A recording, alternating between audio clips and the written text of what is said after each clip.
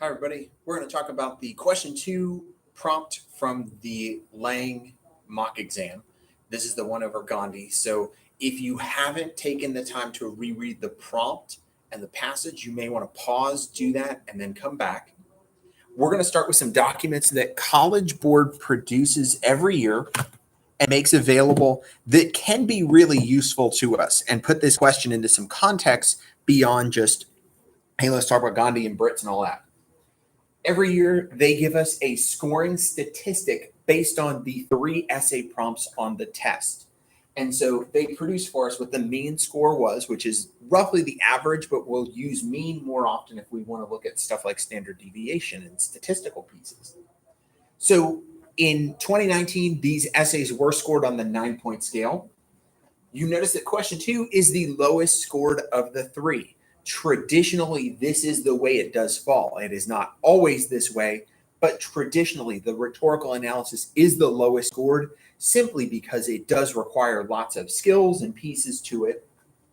But if you note the standard deviation, there is a lot of flexibility on either side of that score for how students did. And so you had students that scored well, but you also had lots of students that just bombed this one out. And when we start to investigate, well, why? What didn't they do well? A second document that can be really useful to us is the Chief Reader Report. So when everyone gets together to grade these essays in the summer, if they do them in person, teachers and professors are invited and they sit at tables, I think round tables of like 8 to 10. And at that table, there is one person that is the table leader. And that table sits in a room full of tables that are all grading the same question. So the table leader reports to a question leader. The question leader reports to the chief reader. And at the end of grading, this chief reader will take everyone's comments and suggestions and put together this document for what did we see? What did we expect? How did students respond? And what do we suggest that teachers then do? And so one thing that's helpful with this document is they kind of give us a little bit on what they expected and what they were looking for in designing this question. So I'm going to pop this up a little bit and kind of go over this paragraph here. And in essence, what they say is, students are expected to explain the choices the rhetor, Gandhi, made in his particular situation for his particular audience and how these choices worked. To understand a rhetor's choices and how they work, a student must first consider the rhetor's relationship to the audience, as well as how this relationship necessitates both what this specific rhetor should include and exclude in the speech to this specific audience. Additionally, a student must consider how the rhetor arranges the speech for the particular audience in the specific circumstances of the speech. While elements of style certainly merit consideration, they're not the first ingredient on which rhetors focus when developing strategies to persuade. Style is the third canon of rhetoric, not the first or even the second. So what are they saying here in essence? Well, this takes us back to the very beginning of the year and some considerations with the rhetorical framework, and specifically the top of the rhetorical framework, what we know as the rhetorical situation.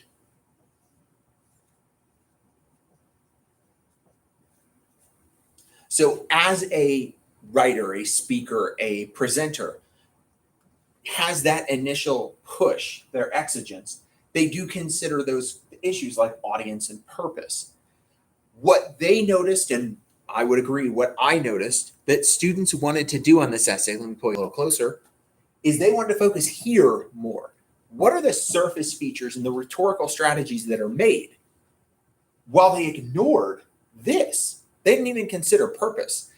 A lot of essays that I read couldn't come up with a definite thesis to talk about Gandhi's purpose, what he wanted, what the meaning was, and instead wanted to focus just here on what does Gandhi do? And you'll notice, I'll show you in a second, that's something that the chief reader posted in their comments as well.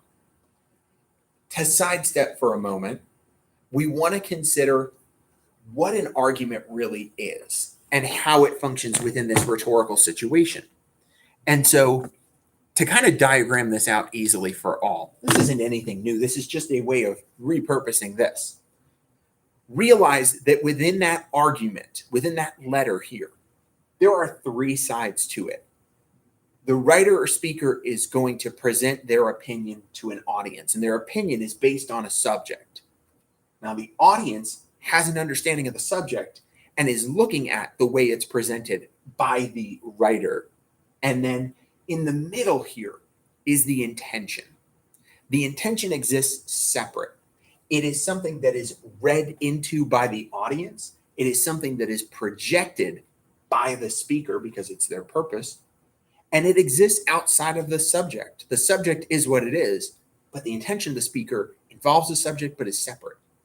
And surrounding this entire thing is the context of the conversation. So when we look at this letter, we have to ask ourselves some questions about these issues. We know who the writer or the speaker is. We also know who his audience is. We know that the subject deals with this salt tax or salt law. We get it, okay? That's all established in the beginning. Where students didn't think through some of these pieces is to consider over here, we know that he's pushed by the British move on the taxation and the monopoly on salt. But we didn't contextualize our audience really well. So consider when we look back at the prompt itself, they give you some information that a lot of students didn't think about. One,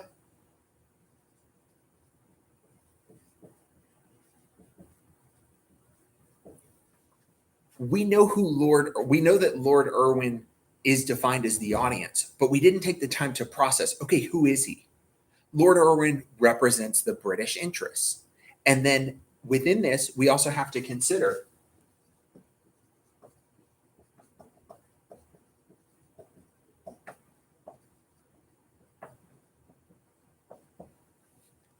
what is India to Britain?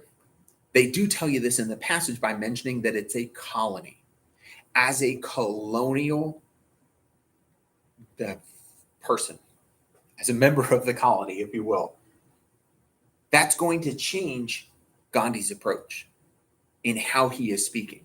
Because we know from experience, from history, from our learning, that those that are in a colonial situation, they don't have a whole lot of influence. They don't have a whole lot of power to enact change short of violence. And that was against what Gandhi was looking to do.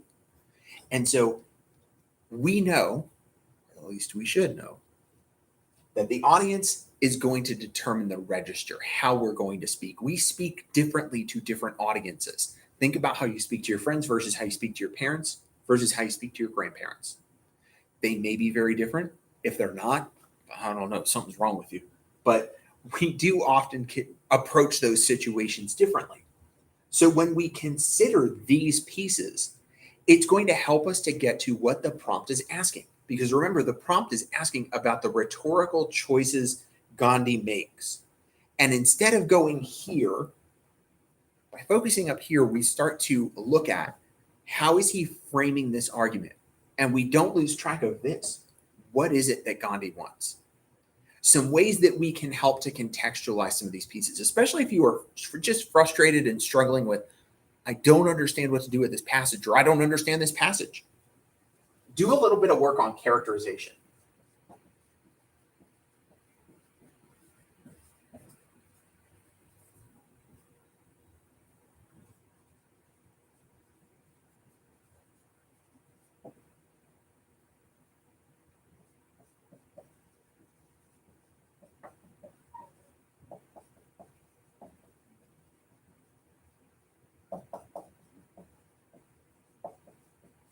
And ask yourself here, how would Gandhi characterize, based on what we have in this letter, the British, the Indians, and himself?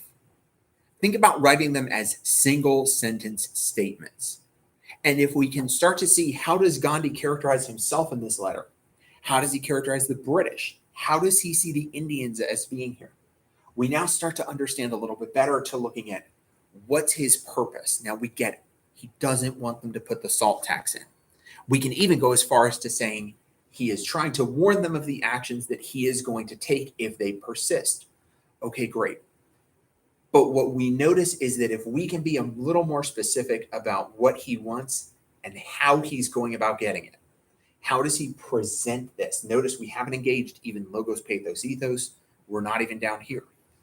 We start to understand that Gandhi has to stride a really interesting place here. You know, he is someone who has no power and little influence because it's a colonial situation. He is up against Britain, one of the preeminent military and imperialistic powers in the world. So what does Gandhi do? How does he make this happen?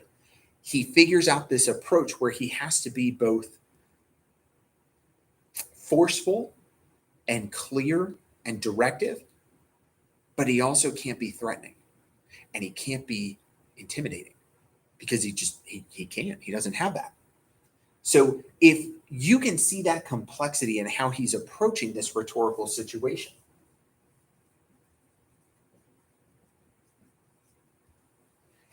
students tended to do a lot better on this by exploring that complexity, by being able to see that difference and how he's building the letter to do so.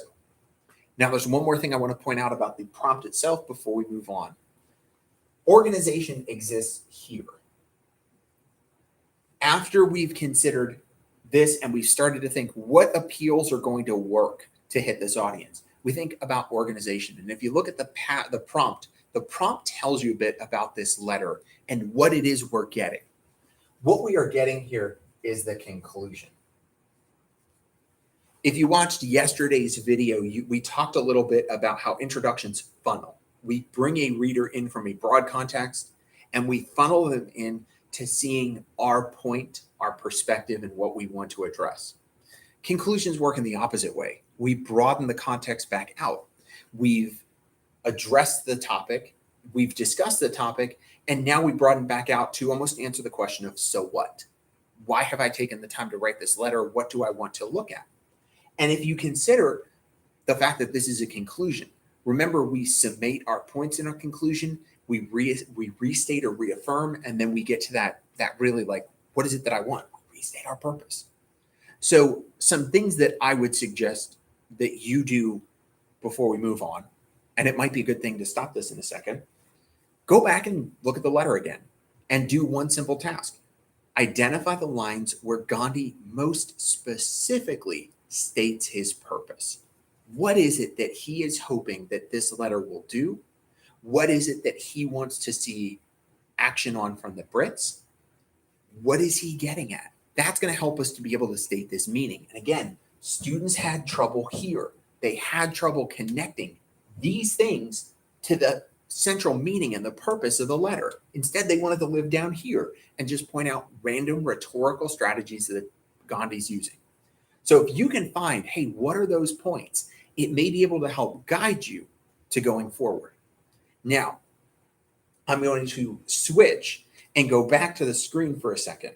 And we're going to take a look at a couple of student samples to be able to show, hey, what did good approaches to this question look like? Now, talking about good approaches is very subjective. So we really want to look at this as, and we're going to talk about why I'm bringing that up of good and subjective. Because you're going to have certain reactions to some of these. Oh, that's not what I want. That's not what I want either. So from today's Canvas page, I'm going right here to the College Board updated release samples. So if you look through here, this is the giant mega document with all the handwritten samples from the 2019 test. These are all scored on the 9-point rubric. These can be helpful to you. Again, I would pay attention on this document to essays that are scored 6 or higher.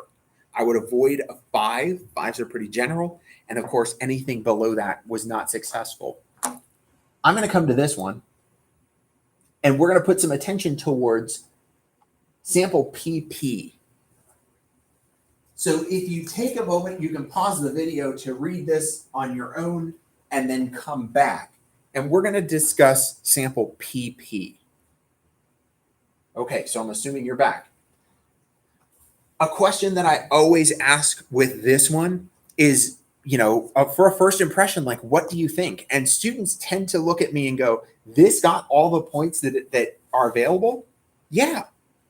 And they're usually surprised because this is not a great essay. This isn't the sort of thing that your mom would put on the fridge and be like, I'm so proud of you. Or a teacher would show off to students and be like, this is what you need to do. It doesn't glow. But what it does is it effectively handles the topic.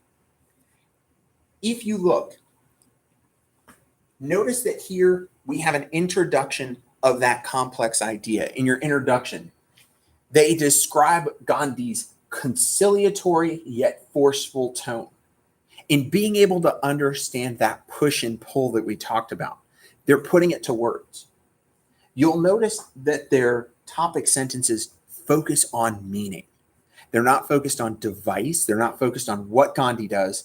They're focused on looking at how does Gandhi build this meaning and what's the meaning that he's building. We have evidence that's in here, but really this is someone that's leading through. They're taking the pieces and constructing this new whole through analysis to show us how this meaning is developed. At times they do use very specific strategies. For example, in the second paragraph, they talk about, there it is, imperative verbs, but states them politely so not to convey a violent tone.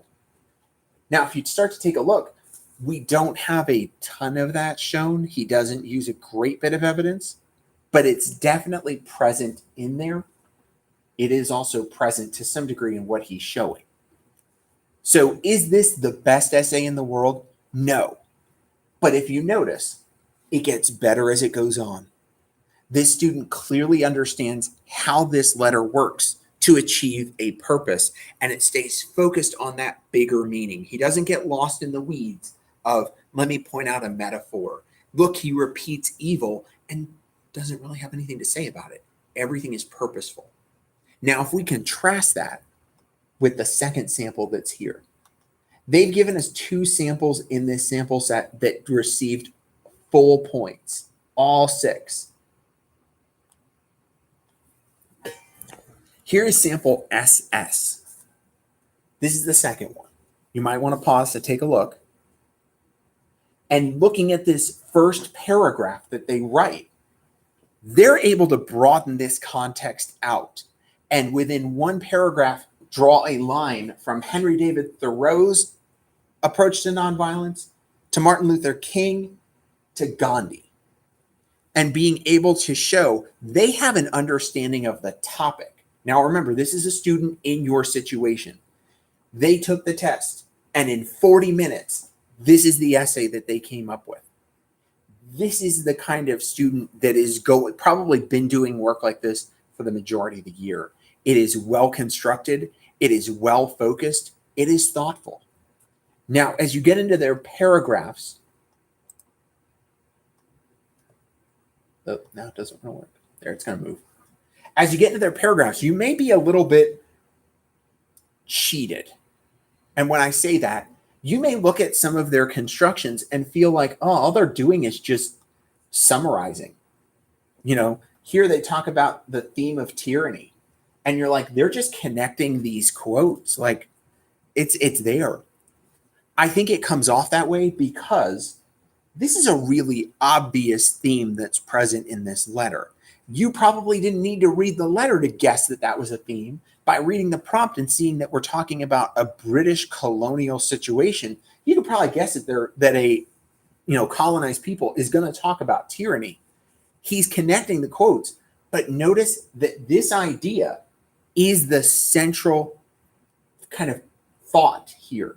It is not focused on everything else. The quotes help to support this. And just because it's naturally in there, don't get confused and think this kid's just connecting the quote. He's doing a pretty good job of doing it and staying out of the way. So with these samples, we have some really good ones that you can use. If you're looking down further to kind of find one that matches your score point, we definitely have plenty that are available that will show that. ultimately, I wanted to focus on the well-scored ones to be able to point out that they focus on that central meaning. They don't get caught in the weeds. I'm going to go back to our rhetorical framework here. They don't get caught in the weeds down here, which is, again, that third canon step of rhetoric. They don't get caught down here. They're instead focused here for the main idea, for the thesis. Then they follow it through and go, these are supporting things. Ultimately, these are features we can see that support this. This isn't the focus of the essay. So question 2 may be one that you want to rewrite because there's a lot of wiggle room. It is the lowest scored traditionally, but for you, it might be the one that you're like, okay, I understand a little better how I can make this work. One last tip, and you'll see this in the commentary that I wrote up in his link there. As you're working, we have to make sure we stay focused on meaning, not asserting. For example, lots of people wanted to talk about the repetition of evil in the letter. And all that they would say is Gandhi uses repetition. He repeats the word evil. He wants Lord Irwin to understand that the British actions are evil. That's it. That's all you would say. Don't get lost in what's the purpose? How does that repetition support a main idea? And what's that main idea from the very top to the bottom? It should be consistent, and we're exploring it. If you need help, reach out. I'm here.